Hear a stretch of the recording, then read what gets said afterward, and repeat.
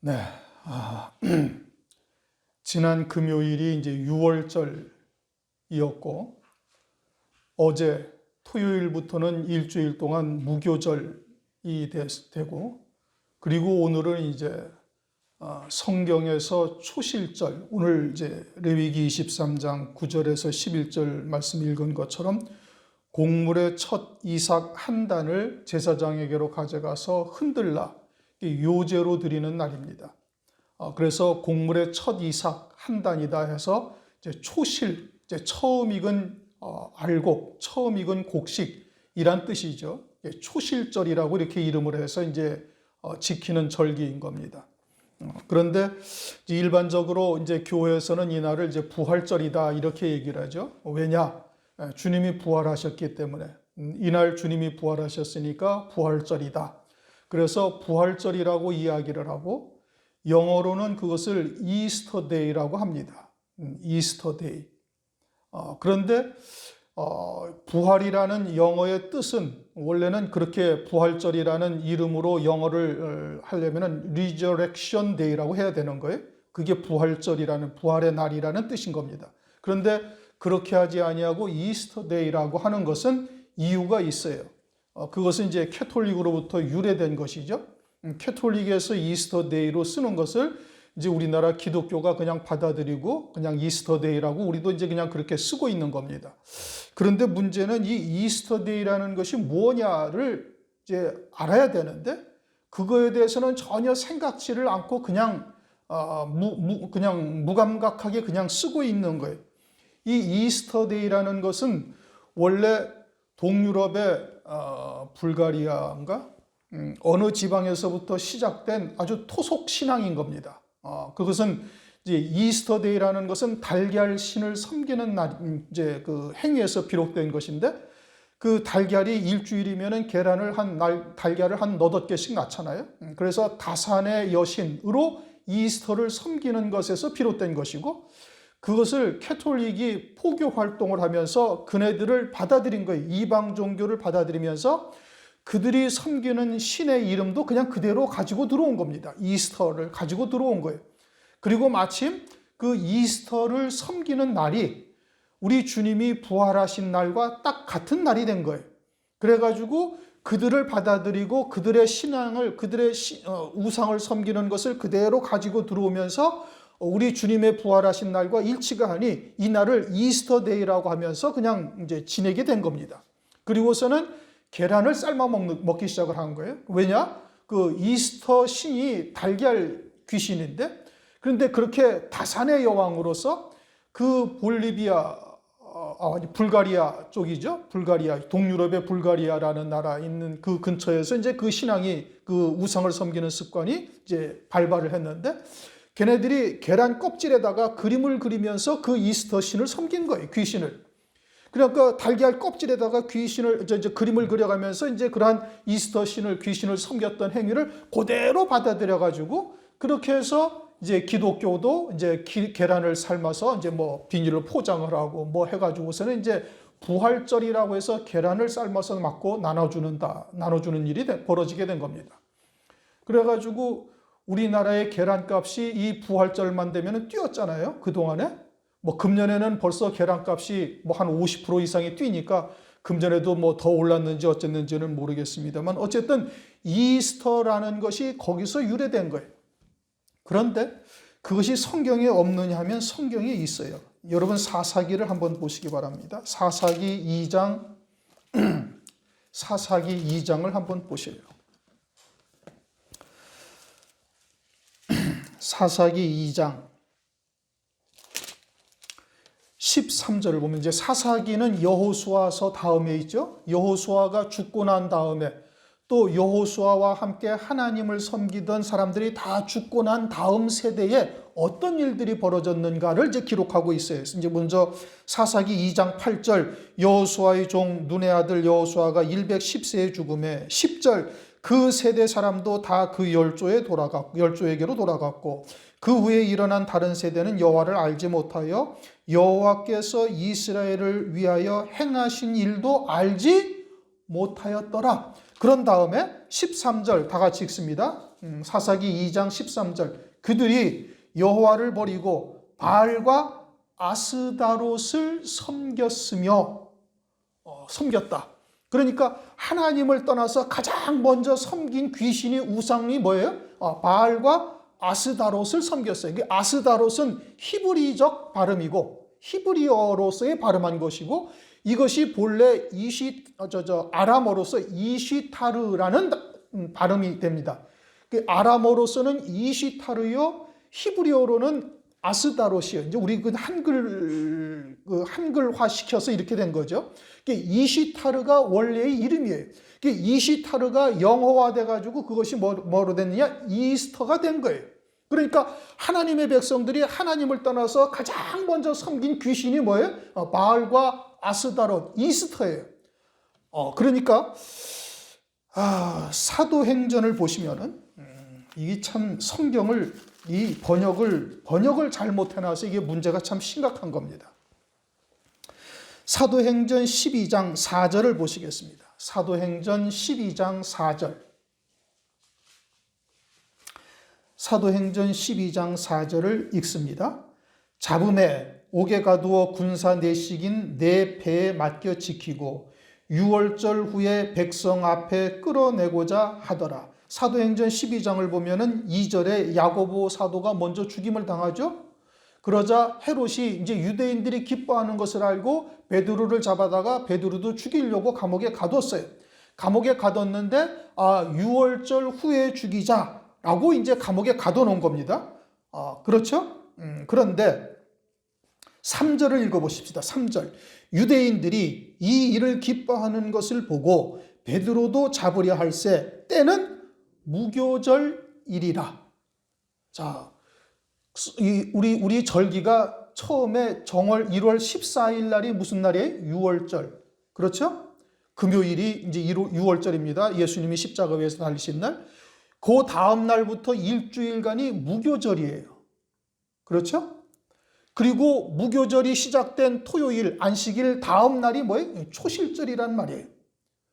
그런데 지금 베드로를 잡은 때가 무슨 날이라고요? 무교절일, 6월절 다음 날부터 시작되는 무교절 날 잡은 거예요.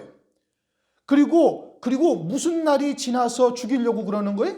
6월절이 지나서 죽인다. 아니 6월절은 이미 그 전에 지났는데 6월절을 지나서 죽인다는 게 말이 안 되잖아요. 그렇죠? 이게 영어 성경에는 킹 제임스 성경에는 이 4절의 6월절을 뭐라고 말씀하고 있는 거 아니? 이스터라고 돼 있어요. 이스터가 지나서 백성 앞에 끌어내고자 하더라 이 뜻인 겁니다. 무슨 얘기인지 이해가 되셨습니까? 저기 영어 성경이 있나요? 영어 성경이 있으면은 아무거라도 한번 찾아봐요. 이 사도행전 12장 4절에 6월절은 번역을 잘못해 놓은 거예요. 이것은 헬라어로 이스터라고 기록이 되어져 있고 킹 제임스 성경에는 이것을 이스터라고 딱 번역을 했어요. 영어 성경에. 그러니까 그렇지 않으면 이 문맥이 맞지가 않는 겁니다. 6월절 날이 예수님이 십자가 위에서 죽임당하신 날이고 6월절 다음 날이 무교절일이에요. 그래서 무교절 날 잡았단 말이에요. 베드로를 잡아다가 감옥에 가뒀어요. 감옥에 가뒀는데 다시 또 거꾸로 돌아가서 6월절이 지난 후에 베드로를 끌어내려고 하더라라는 것은 말이 안 되는 얘기예요. 그러니까 이것이 원어에는 뭐라고 되어 있냐면 이스터라고 되어 있단 말이에요. 이스터. 그러니까 이스터라는 귀신을 섬기는 날이 그 다음 날이었던 거예요. 그러니까 6월절 우리는 이제 유대 종교력으로 6월절 그다음에 무교절 그다음에 초실절인데 6월절 지나서 무교절 날 베드로를 잡았어요. 그러면 그 다음 날은 무슨 날이에요? 이제는 초실절이란 말이에요. 그런데 이 초실절은 아직 유대 사회에서 아직 이제 지금 잊혀진 절기가 되어져 있단 말씀이죠. 거의. 그리고서는 이방 종교, 헤롯 왕이나 이방 종교들이 뭐를 지키고 있어요? 이스터를 지키고 있는 거예요.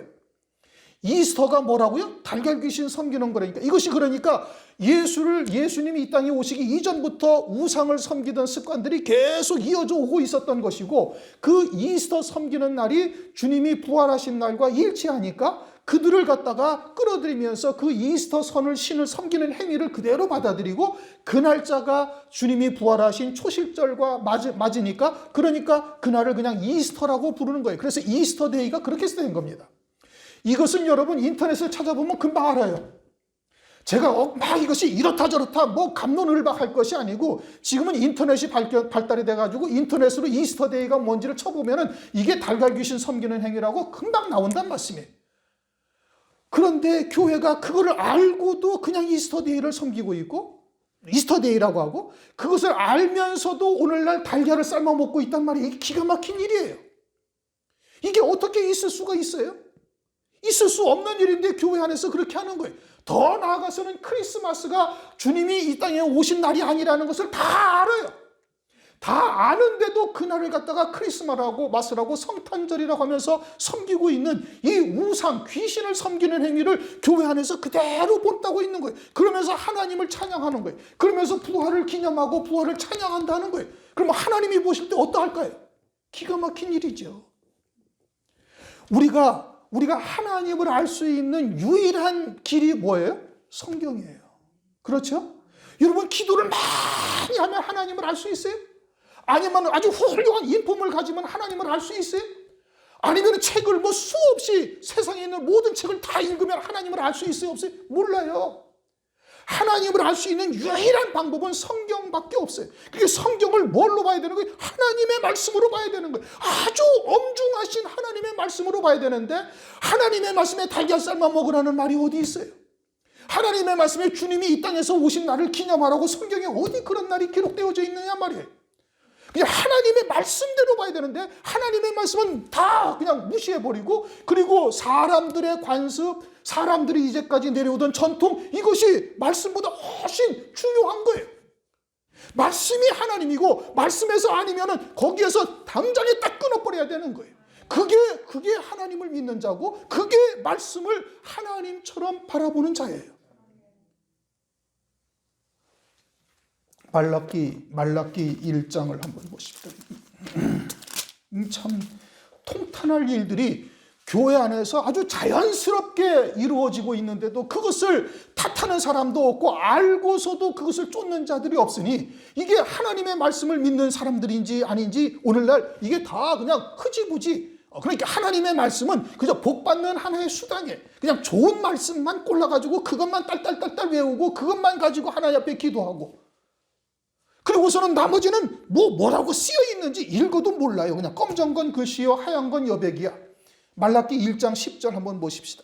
만군의 여호와가 이르노라 너희가 내 단 위에 헛되이 불사르지 못하게 하기 위하여 너희 중에 성전문을 닫을 자가 있었으면 좋겠도다. 내가 너희를 기뻐하지 아니하며 너희 손으로 드리는 것을 받지도 아니하리라.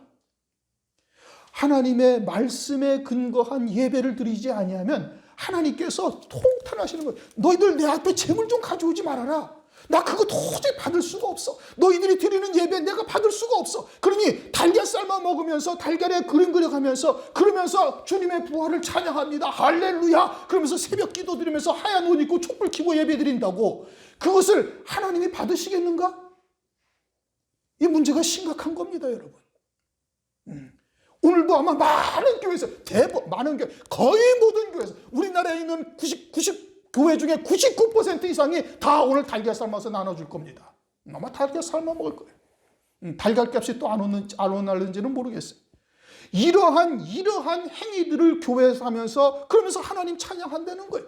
하나님이 기뻐하시는 예배를 드린다는 거예요. 하나님이 명절이라는 겁니다. 오늘 부활절이 이스터데이라고 하면서 이런 기가 막힐 일들이 오늘날 교회 안에 벌어지고 있는데 아무도 거기에 대해서 반론을 제기하지도 아니하고 그리고서는 그냥 무감각하게 쫓아가는 거예요.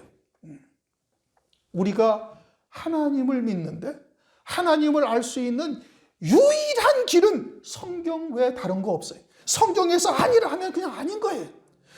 모든 사람이 다 부정을 해도 성경이 그렇다 하면 그런 거예요. 그게 하나님을 믿는 거예요. 그게 말씀을 믿는 믿음이죠. 소위 주의 종이다, 소위 장로다, 집사다 하는 사람들이 하나님의 말씀은 모르고 하나님의 말씀을 읽어도 모르는 거예요. 읽어도 모르는 거예요. 그냥 지나가는 거예요. 조금 전에 말씀드린 것처럼 깜정건 글씨고 그냥 한 절 읽으면 그 다음 절 읽을 때 앞에 절이 뭘 읽었는지도 모르고 그냥 넘어가는 거예요.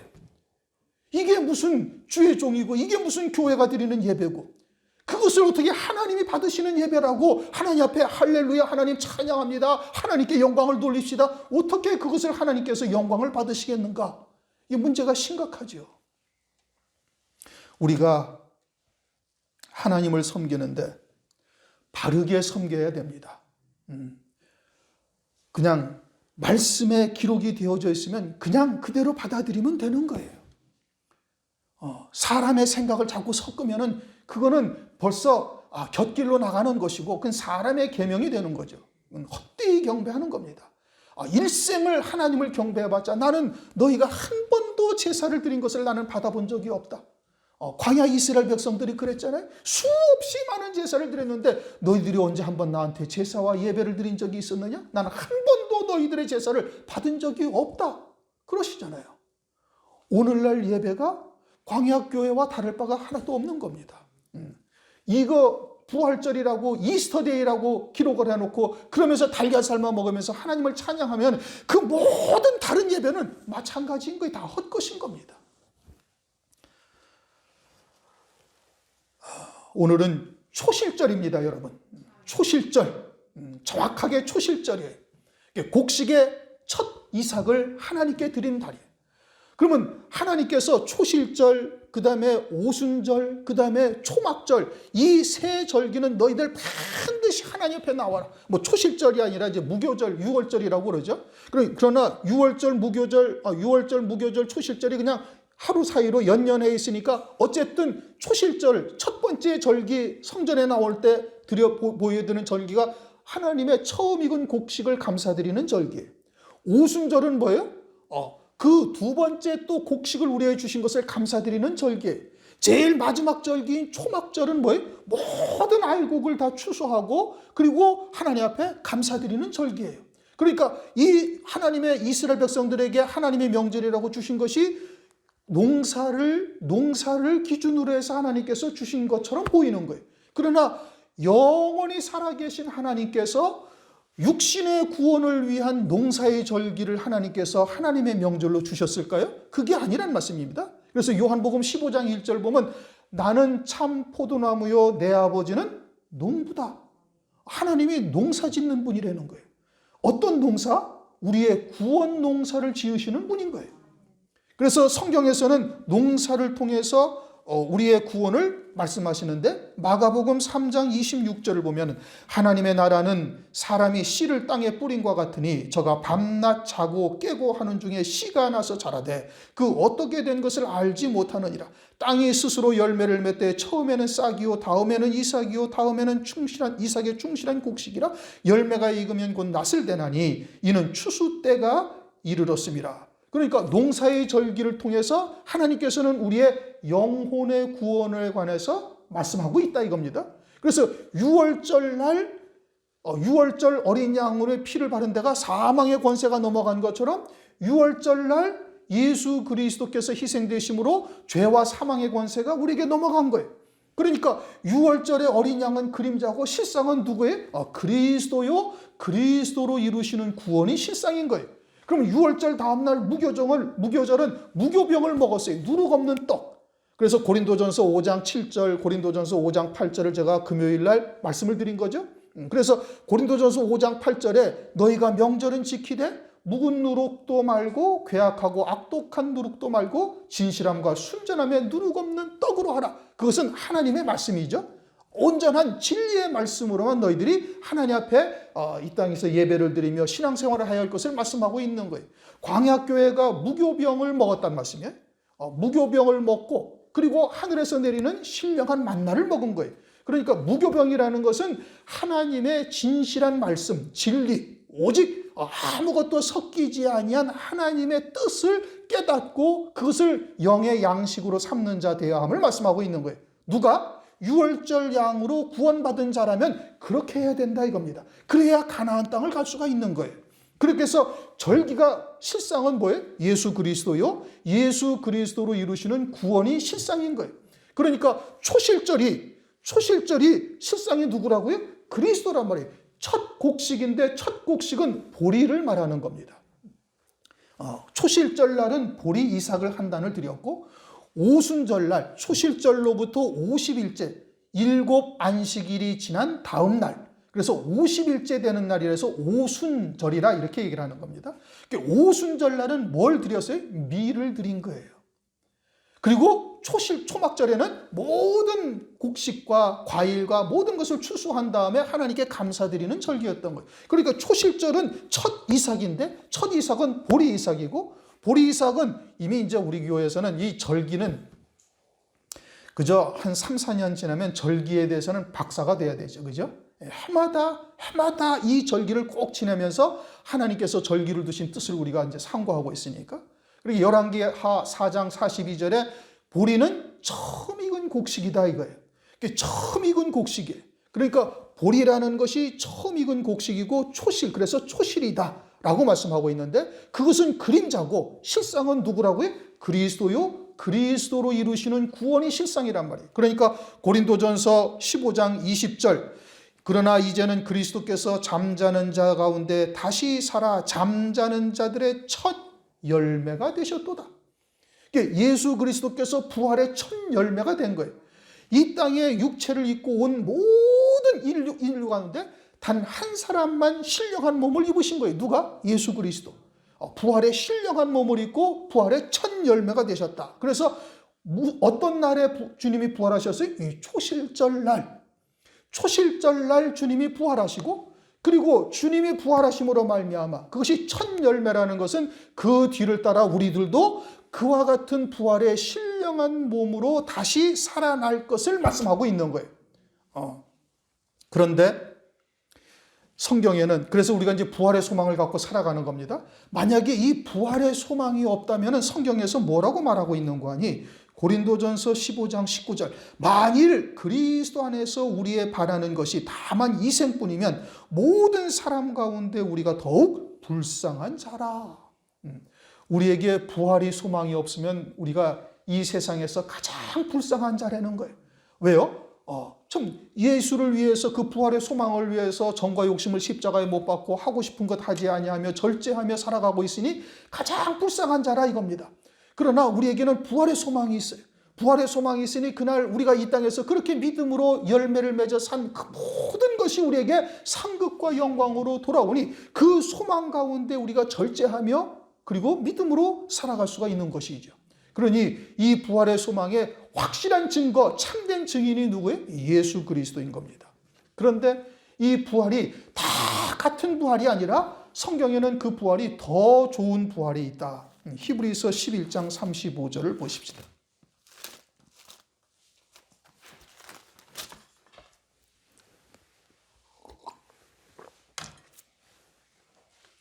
히브리서 11장 35절. 다 같이 읽습니다. 히브리서 11장 35절. 여자들은 자기의 죽은 자를 부활로 받기도 하며 또 어떤 이들은 더 좋은 부활을 얻고자 하여 악형을 받되 구차히 면하지 아니하였으며. 자, 그럼 부활이 다 똑같은 부활이 아니라 더 좋은 부활이 있다. 성경은 분명히 그렇게 말씀하셔요. 더 좋은 부활이 있다. 모두가 다 그리스도의 신부가 되는 것이 아니라는 말씀이에요. 그런데 일반적으로 교회에서 다 그렇게 얘기를 하잖아요. 열심히만 예수 믿어. 다 어린 양이 안에 그리스도의 신부예요. 성경은 그렇게 말씀하지 않습니다. 모든 자의 부활이 다 똑같은 것이 아니에요. 심지어는 고린도전서 15장 40절, 41절 부활에 대해서 말씀하시는데 해와 같은 영광이 다르고 별과 같은 영광이 달과 같은 영광이 다르며 별과 같은 영광이 다른데 별과 별의 영광도 다르다. 여러분들이 왜 천체를 하나님께서 두셨을까요? 해를 두시고 달을 두시고 별을 두셨는데 은하수다 무슨 하여튼 하늘에 그 별들이 수도 없이 많아요. 그냥 빼곡하게 들어가 있죠. 서울에서는 보이지도 않지만 왜 하나님께서 그와 같은 것을 두셨어요? 그냥 해나 달만 딱 두셨으면 될 텐데 굳이 별들을 갖다가 쫙 만들어 놓으신 이유는 장차 하늘나라에서 우리의 영광이 그와 같다는 것을 그림자적으로 우리에게 보여주시는 거예요. 그러니 하늘나라에서의 영광이 천차만별이고 가장 큰 영광이 있어요. 뭐요? 해와 같은 영광, 그것이 더 좋은 부활이고 이것을 우리가 계시록 20장 4절에서 6절까지 여러 차례 읽었습니다. 여러 차례 읽었어요. 5절을 보면 그 나머지 죽은 자들은 천년이 차기까지 살지 못하더라. 이는 첫째 부활이라 하면서 첫째 부활의 영광에 이르는 자들이 있는데 그들은 누구냐? 그들은 계시록 20장 4절에 예수의 증거와 하나님의 말씀을 인하여 목배임 받은 자들이라고 말하고 있어요. 다시 말하면 순교한 자들이 이 첫째 부활의 영광을 입는 거예요. 그리고 계시록 20장 6절에 그들이 천년 먼저 부활해서 그리스도께서 만왕의 왕 만주의 주로 임하셔서 이 땅에 1000년 동안 다스릴 때 1000년 동안 그리스도와 함께 왕 노릇하리로다 라고 말씀하고 있습니다. 그러므로 이 첫째 부활이라는 것은 그리스도께서 강림하실 때 그에게 붙은 자다. 계시록 고린도전서 15장 23절 24절 보면 그렇게 말씀하십니다. 그러나 각각 차례대로 되리니 먼저는 첫 열매인 그리스도요 다음에는 그리스도 강림하실 때 그에게 붙은 자요 그 후는 나중이니. 자, 고린도전서 15장 23절 24절에도 말씀하고 있어요. 첫 번째 부활하는 자는 그리스도께서 이 땅에 오실 때 그에게 붙은 자고 그 다음은 나중이다 이거예요. 그러니까 모든 자들이 주님이 오실 때 다 부활하는 것이 아니라 주님에게 붙은 자들이 있어요. 그것을 요한계시록 19장 14절에는 흰 옷을 입고 희고 깨끗한 세마포를 입고 백마를 타고 주님의 오실 때 주님의 뒤를 따르는 자들이 있고 그들이 첫째 부활의 영광을 입는 자들인 것을 말씀하고 있어요. 그리고 그들만이 어린 양이 안에요 그리스도의 신부인 것을 말하고 있다 이겁니다. 그러므로 이 초실절날 보리를 한 알을 가져가는 것이 아니라 보리 한 단을 가져가죠. 한 단을 가져가면 그 안에 수많은 알곡들이 있단 말씀이에요. 그러니까 이것이 단순히 예수 그리스도 한 분만을 위한 것이 아니에요. 주님은 부활을 할 필요가 있어요? 없어요? 없어요. 주님은 굳이 부활을 해야 하실 이유가 하나도 없어요. 왜요? 영원히 살아계신 하나님이시니까 굳이 이 땅에서 부활을 하셔야 할 이유가 하나도 없는 거란 말씀이에요.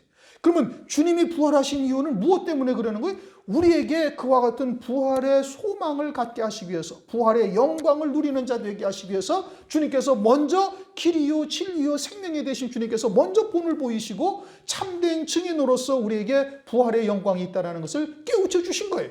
그러니까 주님은 부활하셔야 할 이유가 하나도 없다는 말씀이에요. 그러니까 그 부활의 영광이 우리에게 해당되어지는 자가 있는 것이고 그 첫째 부활, 그리스도께서 이 땅에 강림하실 때 그에게 붙은 자가 되는 영광이 있다는 얘기예요. 그것을 고린도전서 15장 23절 24절에서도 말씀하고 있습니다. 그가 그리스도께서 강림하실 때 그에게 붙은 자가 있고 그 다음은 나중이다. 그것을 계시록 20장 4절과 6절에서 설명을 하고 있는 거예요. 누가 가장 먼저 부활하고 누가 나중에 부활하는지를 말씀하는데 순교한 자들이 첫째 부활의 영광을 입었다 이겁니다. 그런데 이제 히브리서 11장 35절을 보면 뭐라고 말씀하시면 여자들이 자기의 죽은 자를 부활로 받기도 하며 더 좋은 부활을 얻고자 하여 악행을 받되 구차히 면하지 아니하였다 이겁니다. 오늘날 우리가 이 더 좋은 부활, 첫째 부활이라는 것을 우리가 깨닫고 믿음으로 받는데 그런데 우리가 그것을 깨닫고 믿음으로 받아서 참 그 하나님의 뜻을 온전히 깨달았다면 우리의 심령 속에 어마어마한 기쁨이 충만해야 되는 거예요. 그런데 우리가 그와 같은 하나님의 말씀을 들어도 그렇게 크게 기쁨이 별로 그렇고 살아가는데도 여러 가지 힘든 일들에 그냥 좌절하고 낙심하고 어려운 일을 겪을 때 그냥 그렇게 주저앉는 이유가 뭐냐? 그것은 더 좋은 부활은 반드시 부활의 신앙의 선자여야 더 좋은 부활을 누릴 수가 있는 자가 되는 것인데 그 부활의 신앙에 서 있지 못하니까 더 좋은 부활이 우리에게 실감되어지지가 아니하는 겁니다. 그럼 그 여자들이 죽은 자를 부활로 받았다라는 것이 무엇을 의미하는지를 깨달아야 되는 거예요. 그러니까 여자들이 죽은 자를 부활로 받기도 하고 더 좋은 부활, 그러니까 부활로 받은 자들이어야 더 좋은 부활을 실감하고 그것으로 인하여 기뻐하는데 그것이 우리에게 참된 기쁨으로 와닿지 아니하는 것은 내가 부활이 무엇인지를 제대로 깨닫지를 못하고 그 안에 있지를 못하기 때문에 그러는 거예요. 주님은 요한복음 11장 24절 25절에 나는 부활이요 생명이다 이렇게 말씀하셨어요. 그렇죠? 요한복음 11장은 이제 죽은 나사로를 주님이 살리시는 장면이 있습니다. 한번 보십시다. 이 중요한 거니까 이거는 한번 여러분들이 보셔야 돼요. 요한복음 11장 25절 나는 부활이요 생명이니 나를 믿는 자는 죽어도 살겠고 무릇 살아서 나를 믿는 자는 영원히 죽지 아니하리니 이것을 네가 믿느냐 이렇게 말씀하셨죠. 그리고서는 이제 나사로가 죽었을 때 이제 오신 거예요. 그런데 주님이 나사로가 죽었다는 소식을 듣고도 이틀을 더 계시다가 오셨어요. 그래서 나사로의 이제 무덤으로 가자 하니까 이제 무덤으로 이제 안내를 하는데 이미 죽은 지가 나흘이나 되었습니다. 그렇게 얘기를 해요. 여러분 중동 지방은 여러분들도 아시다시피 뜨겁죠, 그렇죠? 제가 80년도에 처음으로 카타르 한 나라를 갔는데 비행기 문이 탁 열리고 딱 내리는데 비행기에서 탁 내리는 순간 숨이 헉 막히는 거예요. 왜요? 너무 뜨거워가지고. 그럴 정도로 더워요. 그러니까 뭐 한참 더울 때는 뭐 거의 50도 가까이 육박을 했습니다. 제 카타르에 있을 때. 그래갖고 여름철에 낮에 차를 갖다가 햇빛 있는 데다 딱 세우면 이걸 잡지를 못해. 너무 뜨거워가지고. 핸들을 잡을 수가 없어요. 그럴 정도로 더운 곳이 이제 그 중동 지역입니다. 그러니까 그러한 더운 나라에서 나흘 동안을 시체가 있었으면 어떻게 했어요? 다 썩었죠. 그렇죠? 뭐 다 썩지는 않았겠지만 이제 거의 막 다 부패하고 이제는 뭐 이제 더 이상 소망이 없을 정도가 된 거예요. 근데 이제 그러할 때 40절을 한번 읽어보십시다. 40절 예수께서 가라사대 내 말이 네가 믿으면 하나님의 영광을 보리라 하지 아니느냐 다시 살아나리라. 이제 마르다와 그동안 쭉 얘기를 했던 겁니다. 그러면서 43절 이 말씀을 하시고 큰 소리로 나사로야 나오라. 그러니까 나사로가 어떻게 살아나왔어요.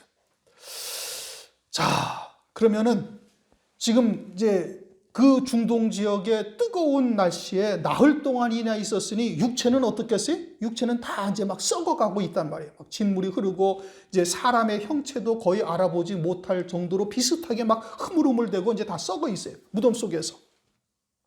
그런데 주님은 그 무덤 앞에 가서 돌을 치워놓은 다음에 그 다음에 나사로야 나오라 하니까 나사로가 그냥 수족의 배로 동인 채로 나왔단 말씀이에요.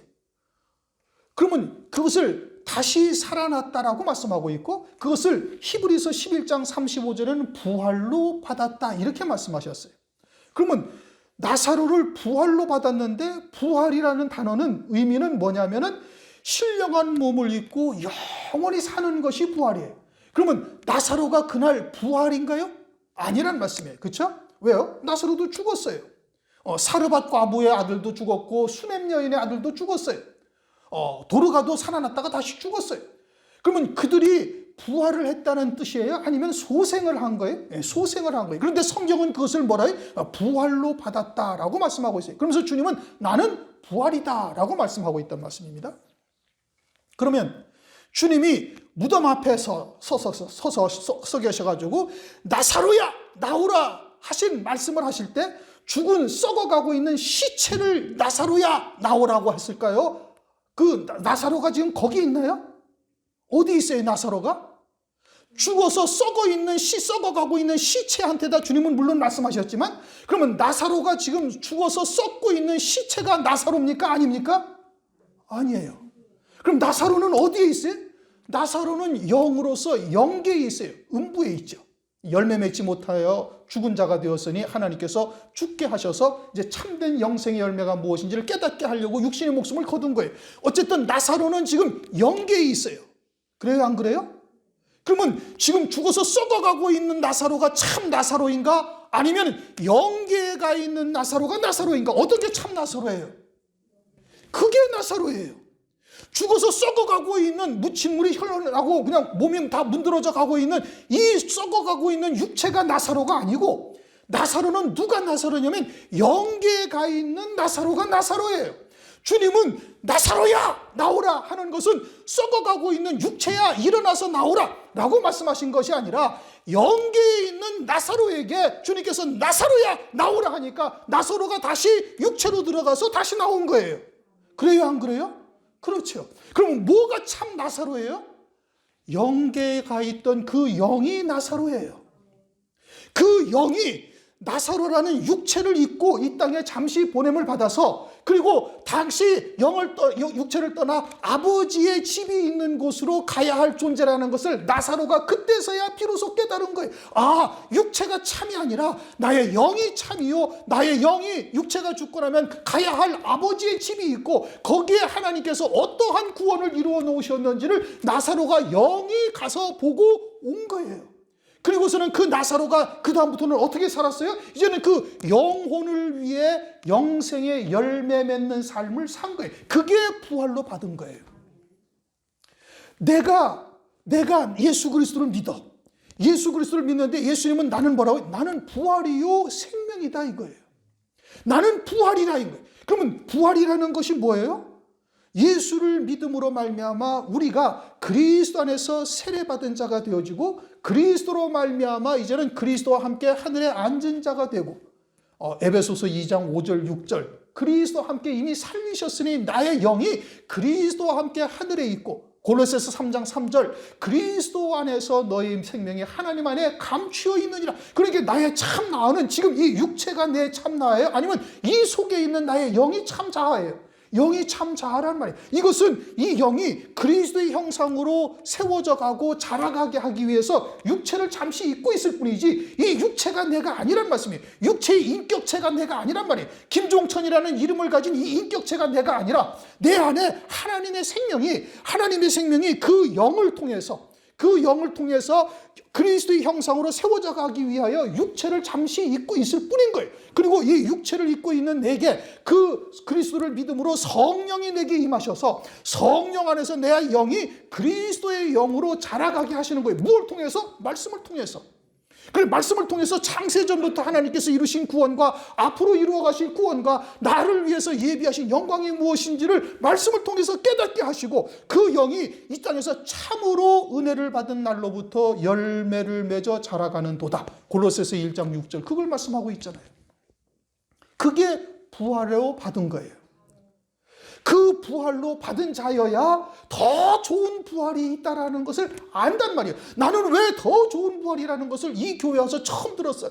첫째 부활이라는 걸. 그런데 나는 뭐 별로 그게 들어도 시큰둥하지 않고 또는 들은 자가 나가서 하나님의 말씀을 막 증거했어요. 야, 첫째 부활이라는 것이 있고 그것이 환난 날에 순교한 자들이고 그들이 1000년 동안 그리스도와 함께 왕으로 살고 나머지 죽은 자들은 어느 누구든지 그 1000년 동안 살지 못하는 어마어마한 영광을 입는 것이다. 그러는데 듣는 사람들은 그게 뭔 소리인지를 못 알아듣는 거예요. 왜요?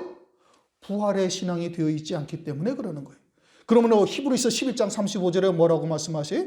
여자들이 자기의 죽은 자를 부활로 받고 나사로가 부활의 신앙으로 나온 것을 마르다도 알고 마르다도 부활의 신앙으로 받은 거예요. 그리고 그 부활의 신앙이 되어져야 더 좋은 부활이 있다라는 것을 깨닫고 믿음으로 받는 자가 되는 거예요. 그러니 그 부활로 사는 자를 성경에서는 뭐라고 그래요? 그걸 산 자다 이겁니다. 마태복음 22장 32절 말씀하시잖아요. 나는 아브라함의 하나님이요 이삭의 하나님이요 야곱의 하나님이로라. 나는 산 자의 하나님이다 이겁니다. 그 말씀은 출애굽기 3장에 모세에게 말씀하신 거예요. 모세는 아브라함으로부터 한 500년 내지 600년 뒤의 사람입니다. 그런데 하나님께서 나는 아브라함의 하나님이요 이삭의 하나님이요 야곱의 하나님이로라 라고 모세에게 말하는 거예요. 그러면서 아브라함이 뭐라는 거예요? 살아있다 이겁니다. 아브라함이 산 자다 이거예요. 그 아브라함은 이 땅에 있을 때 가나안 땅에 이르렀지만 그 가나안 땅을 하나님께서 말씀하신 것이 아님을 깨닫고 거기서도 외국인처럼 나그네처럼 살면서 어디를 사모했어요? 하늘 본향을 사모한 거예요. 아, 하나님께서 나에게 가나안 땅으로 내가 지시할 곳으로 가라 하는 곳이 이곳이 아니라 하늘 본향이로구나 라고 깨달은 거예요. 그게 믿음으로 사는 자예요. 그게 산 자예요. 그러한 산 자에게 하나님께서 말씀을 통해서 하늘에서 이루시는 구원의 세계를 우리에게 깨닫게 하시고 믿음으로 받게 하시는데 그 하늘에 앉은 자들은 딱 무엇을 볼 수가 있어요? 더 좋은 부활이 있다는 것을 안다 이겁니다. 그러니까 더 좋은 부활이 있다는 것을 깨닫는 자는 어떻게 하는 거예요? 그런 악형을 받되 구차히 면하지 아니하는 거예요. 오히려 장차 다가올 환난이 우리에게는 소망이 되는 자가 되어야 된다 이겁니다. 그게 믿음으로 사는 자인 것이죠. 그것이 산 자예요. 반면에 죽은 자도 있어요. 그것은 육체가 살아있다고 산 자가 아니고 육체가 죽었다고 죽은 자가 아닌 거예요. 성경에서도 말씀하시잖아요. 아브라함의 아비 데라가 죽었어요. 사도행전 7장 4절을 보면 그 아비가 죽음에 너는 본토 친척 아비 집을 떠나라. 처음에는 본토 친척을 떠나라고 말씀하셨지, 본토 친척 아비 집을 떠나라는 것은 두 번째 임한 말씀이에요. 그것은 아비가 어떻게 됐기 때문에? 죽은 자가 되어졌기 때문에. 하나님의 말씀을 가지고 함께 나오다가 하란 땅에서 돈 버는 재미에 푹 빠져가지고 하나님의 말씀을 버린 거예요. 하나님의 말씀을 버렸다? 하나님의 말씀이 뭐예요? 생명이란 말이에요. 이게 빛이요, 하나님의 말씀이 생명이에요. 그러니까 내가 생명의 빛이다. 주님이 말씀하셔요. 내가 참 빛이다. 내가 생명의 빛이야. 내가 빛으로서 내가 있는 동안에는 세상이 낮이다 이거예요. 그러니까 너희들은 빛이 있을 동안에 나를 만나고 주님에게로 나오는 자가 되어야 할 것을 누누이 주님께서 말씀하시는 거예요. 그럼 그 생명의 빛을 받은 자가 뭐예요? 그게 산자인 거예요. 그 산자는 반드시 잘 자라나가게 되어 있어요. 왜요? 죽은 자는 자라지를 못하죠. 그러니까 육체로 살고 있는 자는 죽은 자인 것이고 영으로 사는 자는 산 자요. 그는 부활로 살고 있는 자가 되는 것이고 부활의 생명으로 살고 있는 자는 영원히 죽지 아니하는 거예요. 나는 지금 예수와 함께 우리의 육체는 이미 예수와 함께 죽었고 이제는 내가 산 것이 아니라 누가 사는 거예요? 그리스도께서 사시는 것과 같은 하나님의 말씀을 믿는 믿음으로만 사는 자가 되어져 있으니 그러니 그 생명이 영원히 그냥 잇대어 살아가는 거예요. 육체의 장막을 벗으면 그 생명으로 그냥 잇대어 살아간다 이겁니다. 요한복음 11장 25절 26절 말씀이 그거죠. 그들이 뭐라고요? 보리 이삭 한 단이다 이겁니다. 처음 익은 열매다. 계시록 14장 4절 계시록 14장의 1절에 보면은 14만 4천이 어린 양과 함께 시온산에 서 있어요. 그리고서는 그들을 계시록 14장 4절에 뭐라고 말씀하신? 한번 읽어보십시다. 1절, 4절, 14장 1절 또 내가 보니 보라 어린 양이 시온산에 섰고 그와 함께 14만 4천이 섰는데 그 이마에 어린 양의 이름과 그 아버지의 이름을 쓴 것이 있도다. 4절 이 사람들은 여자로 더불어 더럽히지 아니하고 정절이 있는 자라 어린 양이 어디로 인도하든지 따라가는 자며 사람 가운데 구속을 받아 처음 익은 열매로 하나님과 어린 양에게 속한 자들이니.